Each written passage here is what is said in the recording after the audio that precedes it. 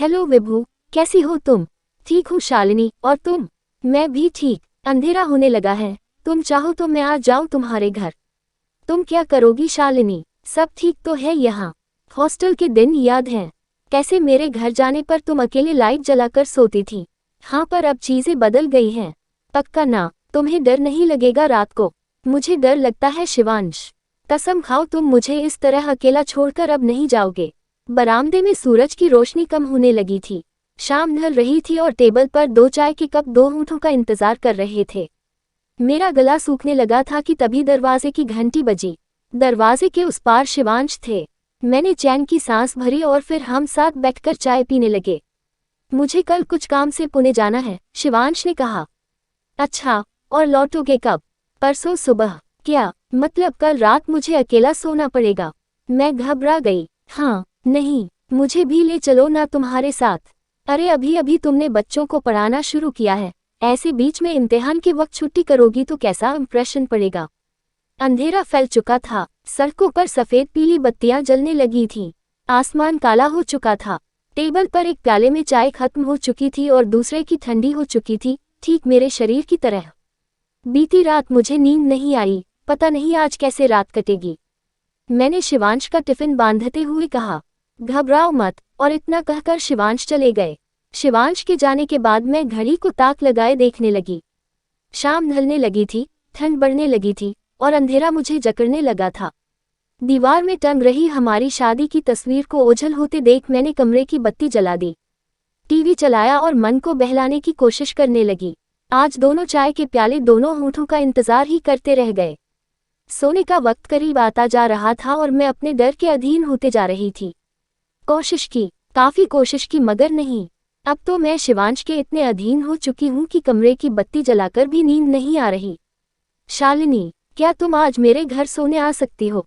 क्यों, क्या हुआ विभू? सब ठीक है। हाँ, तुम आ सकती हो या नहीं ये बताओ। मुझे मेरे पति से पूछना पड़ेगा। सुनो ना, शिवांश घर पर नहीं है, तुम प्लीज अपने पति को मनाकर आ जाओ। अच्छा, कोशिश करती हूँ। सड़कों पर सूरज की रोशनी आ चुकी थी और डर के बादल अब छंट चुके थे। कल रात मेरे साथ ठहरी शालिनी अपने घर को जा चुकी थी। दरवाजे की घंटी बजी, शिवांश थे, मैं उनसे लिपट गई। मुझे डर लगता है शिवांश। कसम खाओ तुम मुझे इस तरह अकेला छोड़कर अब कभी नहीं जाओगे। हाँ, इसलिए मैंने अब फैसला किया है कि हम अलग अलग कमरों में सोएंगे। शिवांश ने ऐलान किया। क्या? मेरे स्वर बुझ गए। हाँ, जब तक तुम्हारा अंधेरे का डर खत्म नहीं हो जाता। नहीं, ऐसा मत करो शिवांश, मैं मर जाऊंगी ऐसे। मैं चिल्लाती रही मगर शिवांश टस से मस नहीं हुए और 2 प्यालों से अब 2 अलग अलग बिस्तर हो गए। मैं रात भर नहीं सोती और दिन में शिवांश मेरे हिस्से का काम करते। पता नहीं किस बात की अकड़ थी उन्हें कि मेरे इस डर को दूर भगाने की ठान ही ली थी। कुछ दिन रात भर नहीं सोई, फिर अगले कुछ दिन सोई मगर कमरे की बत्ती जलाकर। अब रात में जलती बत्ती को शिवांश बंद करने लगे थे और मैं डरपोक इतना हिम्मत नहीं कर पाती थी कि रजाई से निकलकर बत्ती जला लूं।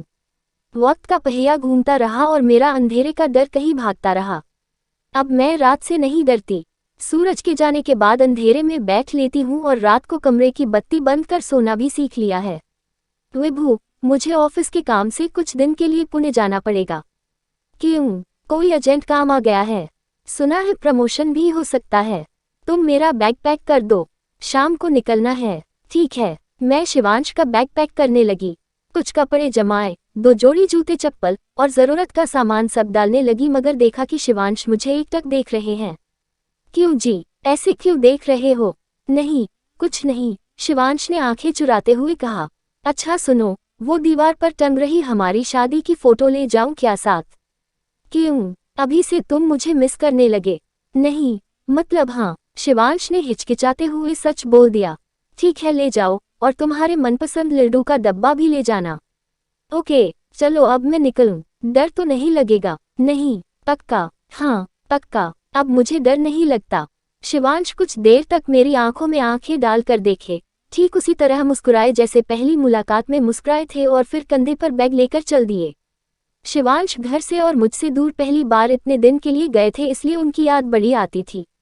और हर बार याद आते ही मैं उन्हें फ़ोन कर लिया करती थी। कभी काम में होते थे तो कभी फ़ोन नहीं उठाते थे। मगर रोज रात को सोने से पहले फोन कर मुझे अकेले रहने और अंधेरे का सामना करने की सीख देते और दो चार कुछ बातें कर सोने चले जाते। शायद नौकरी के प्रेशर में वक्त नहीं निकाल पाते या फिर थक जाते। फिर एक दिन उन्होंने दोपहर को अचानक से फोन किया।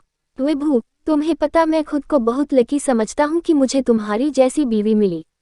शुक्रिया, मगर आज क्या बात है शिवांश, अच्छे मूड में लग रहे हो। नहीं विभू, तुम्हें पता है मैं चीजें दिल में रखता हूँ मगर जुबां तक नहीं ला पाता। हाँ पता है, मगर आज दिल की बात जुबां पर कैसे। अरे वो सब छोड़ो ना, तुम्हें पता है मैं तुम्हें यहाँ बहुत मिस करता हूँ और तुम्हारे हाथ की चाय को भी। हाँ हाँ, मेरी चाय की प्याली तुम्हारा इंतजार कर रही है, कब आ रहे हो। पता नहीं, पर विभू तुम आखिरकार सीख ही गई अकेले रहना, अंधेरे का सामना करना, है ना। सब तुम्हारी बदौलत है शिवांश। नहीं, मुझे क्रेडिट मत दो, तुमने ही किया है सब। तुमने बच्चे पढ़ाना शुरू किया, अकेले सोना अकेले रहना, ये सब तुमने सीखा है।